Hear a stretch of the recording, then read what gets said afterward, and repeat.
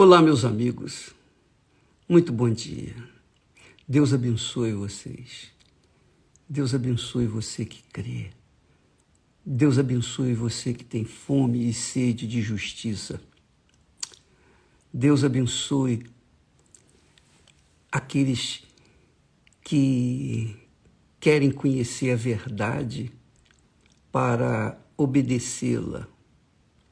Querem e têm fome de justiça porque se cansaram de comerem o pão da injustiça, de ver as injustiças prevalecendo.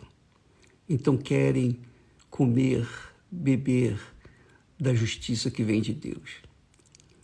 E a justiça que vem de Deus, você que tem sede, fome de justiça, saiba que o Senhor Deus,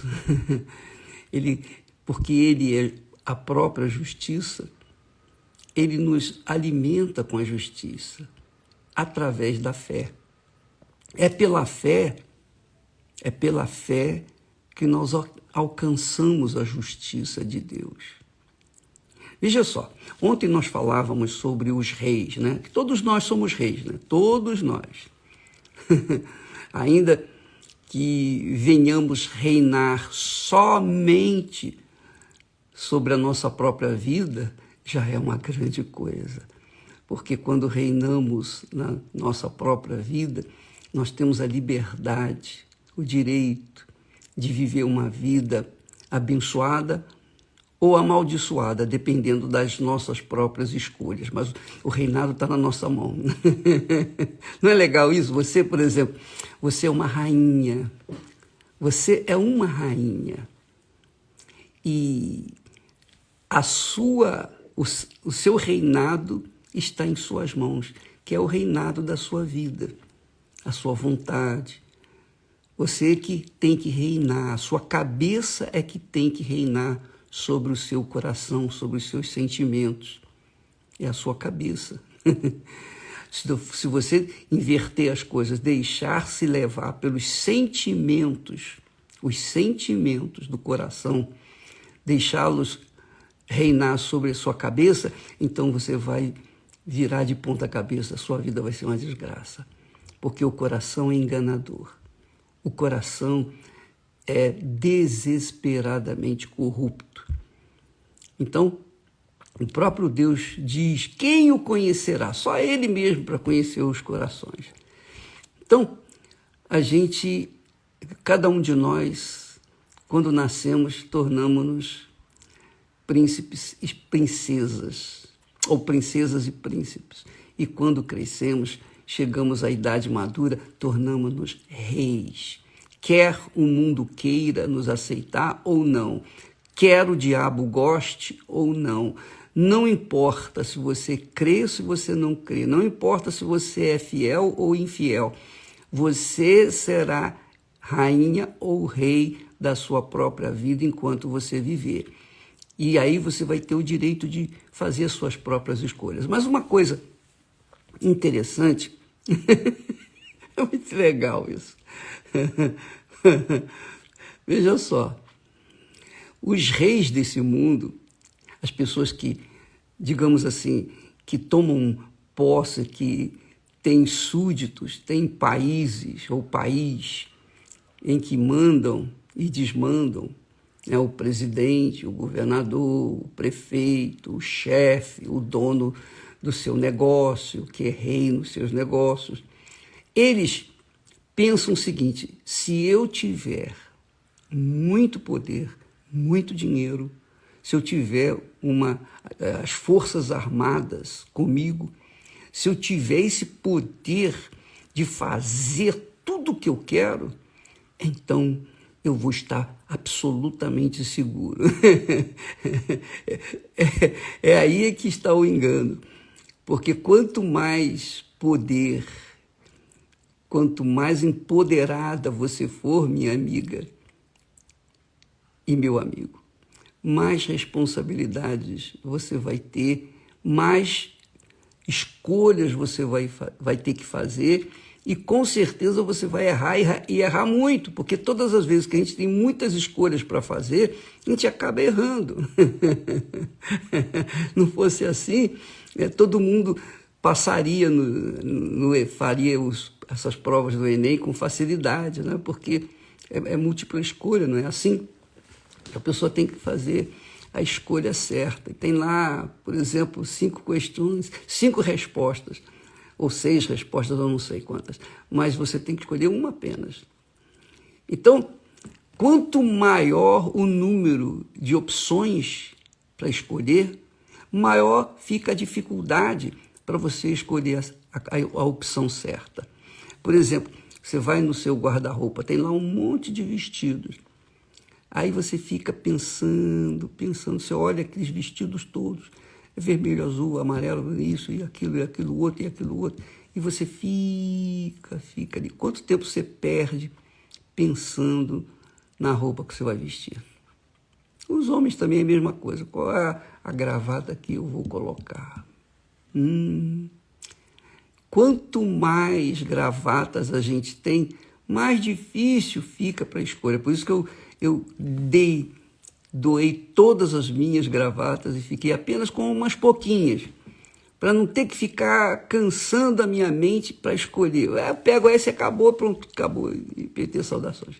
Bem, a verdade é, minha amiga, meu amigo, quanto mais a pessoa tem, quanto mais ela é empoderada, maior o risco dela se perder. Veja só, o caso do próprio Davi. Davi foi um rei excelente, até o dia em que os seus soldados disseram para ele: Davi, não é bom que o rei vá com a gente para a guerra, porque pode o rei se ferir e a gente perde o rei. Fique em casa, o rei Davi, por favor, fica no palácio, poxa, pensa nas estratégias e tal, do país, etc. Mas ele ficou em casa, ele atendeu aquele pedido e ficou em casa. E foi numa daquelas belas tardes, noites, que ele, passeando pelos jardins ou do palácio, ele viu aquela mulher que veio desgraçar a sua vida. É isso mesmo, desgraçar o seu trabalho, desgraçar o seu reinado. O seu reinado estava indo de vento em polpa, mas por causa daquela mulher, Betsabá, ele se perdeu. Ele fez, você não tem ideia, ele chegou ao ponto de mandar matar o seu maior amigo, que era o seu soldado fiel, leal, Urias, para ficar com a mulher dele, para esconder o seu pecado. Só que a pessoa pode esconder por um tempo, 2 tempos, 3 tempos, mas não vai esconder por todo o tempo, porque não há nada em oculto que não venha a ser revelado. E um dia veio ser revelado e ele caiu em desgraça, mas ele se arrependeu, ele tinha um coração segundo o coração de Deus. Ele era um homem assim, ele errou muito e feio, mas o coração dele era bom. Agora, não pense você que porque o coração dele era segundo o coração de Deus, que Deus passou a mão por cima dele, não. Ele colheu os frutos daquela rebelião, ou melhor, daquele pecado. Ele colheu os frutos. Os seus filhos colheram os frutos. O reino de Israel acabou, se dividiu por causa do pecado de Davi. Nem Salomão, com toda a sua sabedoria e glória, conseguiu se escapar da maldição, da punição de Deus sobre Davi e todo o seu reinado. Então você verifica que Davi era um homem, poxa, ele era o rei da cocada, digamos assim. Mas, quando ele caiu, ele teve que pagar o preço. Porque Deus, minha amiga, meu amigo, é justiça. E você que ama a justiça, saiba disso. A justiça é justa. Não importa se você é muito boazinho, se você faz caridade, se você vive uma vida de ajudar os outros, mas se você cometer uma injustiça, você vai colher os frutos dessa injustiça. Não interessa quem você é, não interessa o que você fez de bom, mas o dia que você fizer alguma coisa errada, uma injustiça, você vai colher os frutos dessa injustiça. Todos nós vamos colher, todos. É óbvio que quando a gente tem conhecimento disso, e a gente é sábio, né? A gente pensa, a gente raciocina, então a gente bota a barba de molho. É isso aí. A gente coloca a barba de molho. Eu lembro do meu caso, por exemplo, eu gosto de falar das minhas experiências porque fica mais fácil para entender. Nós éramos 7 irmãos e eu era um dos últimos solteiros. E eu via os problemas que os meus irmãos estavam sofrendo no casamento deles, porque, enfim, não, era um problema grave. Não interessa aqui o que falar o quê. Eles viviam um problema. Panela para um lado, correndo, enfim, você sabe como é que é. Quando eu vi aquilo, eu falei, meu Deus, pelo amor de Deus, não me deixe errar no meu casamento. O Senhor me coloca uma pessoa que seja da tua vontade. Então, com temor e tremor, eu orei a Deus, ó meu Senhor, me dá uma pessoa que venha me ajudar mesmo, me auxiliar mesmo. Eu preciso, o Senhor sabe disso. E essa oração foi ouvida. E Deus me atendeu e me deu a Esther. Então, nós vivemos em comunhão perfeita, praticamente perfeita, em paz. Por quê? Porque não há apenas amor entre nós, mas há o temor a Deus. Há o temor a Deus, que o Espírito Santo nos tem dado. Então, ela é temente a Deus, eu sou temente a Deus. Então, por conta desse temor que o Espírito Santo nos dá, nós respeitamos um ao outro. Nós sabemos conviver, abrir mão da nossa vontade para fazer a vontade do outro. Nós fazemos sacrifícios constantes um pelo outro. E assim nós vamos vivendo, vamos construindo a nossa vida, vamos, digamos, envelhecendo juntos e vivendo em paz. Nós somos absolutamente felizes, graças a Deus, graças ao meu bom Pai, aleluia. E nós podemos passar isso para as pessoas. As nossas, digamos assim, tristezas são os problemas dos outros, não são os nossos problemas. Nós não temos problema. O nosso problema é justamente os outros, que a gente se vê, digamos assim, desafortunado quando a gente vê uma pessoa que estava na fé, caindo na fé, se prostituindo, se rebelando, enfim, coisa dessa natureza. Mas a nossa vida, a nossa casa, o nosso lar, o nosso leito é imaculado, porque há temor para com Deus. Então nós aprendemos a reinar em nossas próprias vidas com o temor do Senhor. E isso fez com que, quando nós casamos, então nós mantivemos essa administração do nosso próprio reinado, que é a nossa própria vida. Ela, a Esther, reina na vida dela, eu reino na minha vida, e nós reinamos juntos, em perfeita comunhão com o Espírito Santo. E é isso que a gente quer, e é isso que nós temos passado para os nossos filhos. Então, Cristiane, Renato, maravilhosamente bem, tiveram suas experiências, graças a Deus estão bem. A Viviane e o Júlio também a mesma coisa, são acho que 30 anos de casado, não sei quantos anos tem de casado eles. Eu sei que a gente vai construindo vidas, passando para os que vêm atrás de nós aquilo que Deus nos tem dado. Mas tudo depende do nosso reinado, o reinado da nossa própria vida. Logo jovem, eu tinha as minhas aspirações, meus projetos pessoais, mas quando eu conheci Jesus, quando eu ouvi falar de Jesus, eu abri mão dos meus projetos para me encaixar, me enquadrar dentro dos projetos do Senhor Jesus. Isso que significa ser servo, servir a Deus, obedecer a sua voz, obedecer a sua palavra, que é o mais difícil. É o mais difícil. E Deus nos dá o poder dele para ultrapassar as coisas mais difíceis que existem no mundo. Porque o dinheiro não compra paz.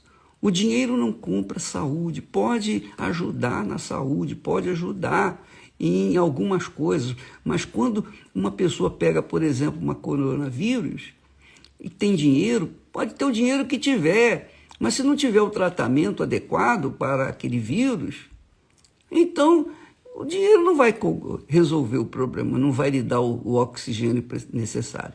Então, há muitas pessoas que não se conscientizaram disso, que elas são rainhas ou reis de si próprios, e elas têm que reinar, elas têm que determinar, elas têm que decidir a vida delas. E quanto maior o número de opções que ela tem para escolher, mais difícil vai ficando para ela escolher, fazer a escolha certa.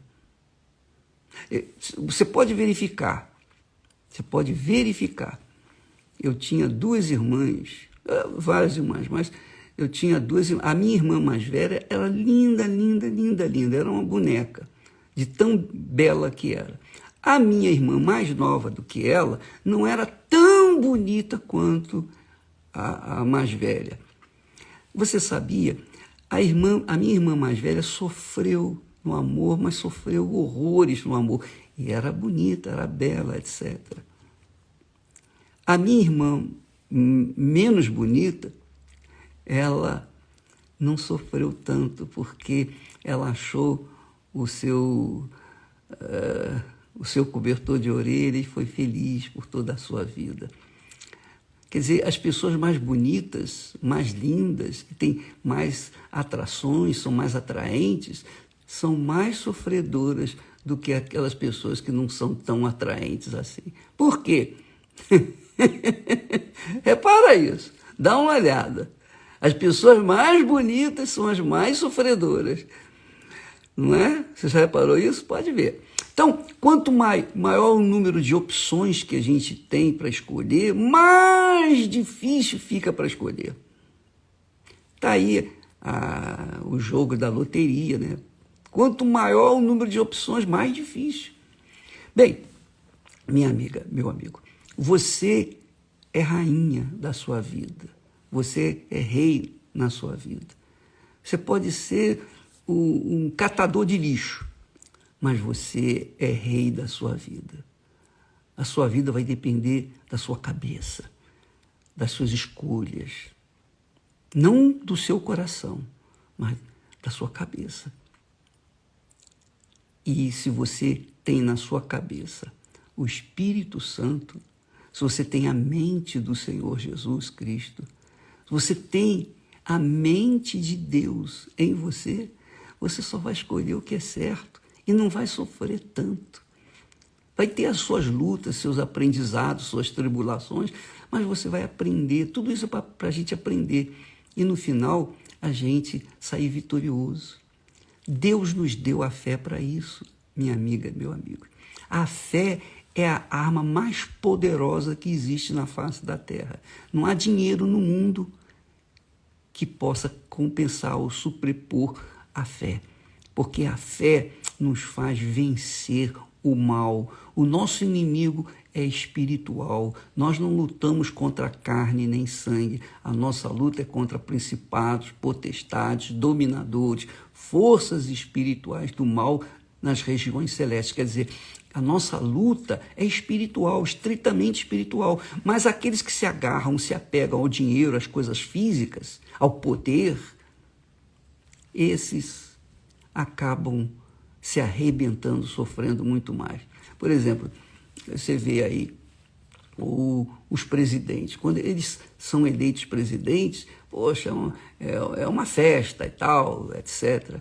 Mas eu não queria estar na pele do presidente Bolsonaro nem por um segundo na minha vida, nem por um segundo, nem por um segundo. Eu não queria estar na pele de nenhum governador, nenhum presidente, nenhum prefeito, de jeito nenhum, até mesmo os políticos menores, eu não queria estar na pele deles. Porque toda hora tem que fazer escolhas. E toda hora as escolhas são muitas. As facilidades são muitas. E normalmente as escolhas são erradas. Então, amiga e amigo, olhe para a sua vida. Não fique olhando para a vida dos outros. Não fique querendo saber isso, aquilo que não compete a você. Cuide. O reinado da sua vida já é uma coisa complicada, complicadíssima. Porque quando você reina mal, você vai viver mal, você vai ser infeliz, você vai ser um desgraçado da vida, porque você reinou mal. Então, cuide da sua vida, procure reinar de acordo com os reis que foram bons diante de Deus, que temeram a Deus no passado. Você pode ler nos livros de reis e de crônicas, você vai ver a história de cada um. Os que agradavam a Deus, os que se livravam das idolatrias, das feitiçarias, das magias. O pior de tudo é a idolatria, porque a idolatria maqueia o pecado. E aí as pessoas acabam idolatrando o dinheiro, idolatrando a sua própria imagem, idolatrando o seu sucesso, etc. E acabam se arrebentando, se desgraçando, vivendo depressiva o resto das suas vidas, o resto dos seus dias. Então, administre a sua vida. Procure administrar a sua vida. Olhe para você.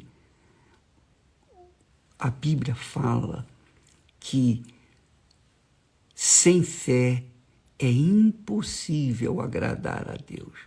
Então, invista na fé. E a fé, a fonte da fé é o Espírito Santo. Quando você recebe o batismo com o Espírito Santo, quando você é selada com o Espírito Santo, quando você mergulha no mar do Espírito de Deus, pronto. Você passa a viver na fé, pela fé, de fé em fé, e começa a fazer as escolhas certas e vai colhendo na frente aquilo que você plantou, que é a obediência à palavra de Deus. Porque a fé não é para você conquistar isso, aquilo e aquilo outro. Você pode conquistar o que você quiser com a fé, mas a maior conquista que você pode obter com a fé é a sua eterna salvação, a sua vida eterna, vida eterna. Isso é só pela fé. E Deus nos deu o poder dele, que é a fé, para que nós pudéssemos obedecer a sua palavra. Quando obedecemos a palavra de Deus, nós estamos exercitando a fé. Quando nós desobedecemos a palavra de Deus, nós estamos desprezando a fé. E a vida é assim, a vida é feita de escolhas, como você já sabe muito bem. Então você procure priorizar a fé, instruir-se na fé, apalpar-se na fé, sustentar-se na fé, fundamentar-se na fé, que é a obediência à palavra de Deus. Isso é que é fé. Talvez você não tenha fé para levantar o paralítico. Talvez você não tenha fé para curar uma pessoa com coronavírus. Mas se você tiver fé para manter a sua fé, a sua obediência à palavra de Deus, você já é uma vencedora, um vencedor. Deus abençoe em nome do Senhor Jesus e até amanhã. Graças a Deus.